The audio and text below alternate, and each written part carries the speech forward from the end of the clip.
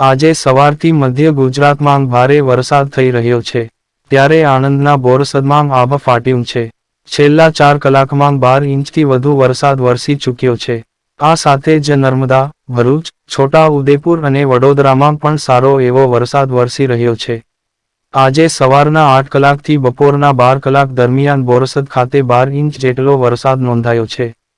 જિલ્લા કલેક્ટર પ્રવીણ ચૌધરી દ્વારા બોરસદ પ્રાંત અધિકારી, બોરસદ મામલતદાર, બોરસદ તાલુકા વિકાસ અધિકારી સહિતના તાલુકા મથકના અધિકારીઓને હેડક્વાર્ટર ન છોડવા અને યોગ્ય તકેદારીના પગલાં ભરવા સૂચના આપવામાં આવી છે. જામનગર જિલ્લાના ગ્રામ્ય પથકમાં આજે સવારે 6 વાગ્યે પૂર્ણ થયેલા 24 કલાક દરમિયાન જિલ્લાના ગ્રામ્ય વિસ્તારો પૈકી સૌથી વધુ જામજોધપુર તાલુકાના ધ્રાફામાં 6 ઇંચ નોંધાયો છે.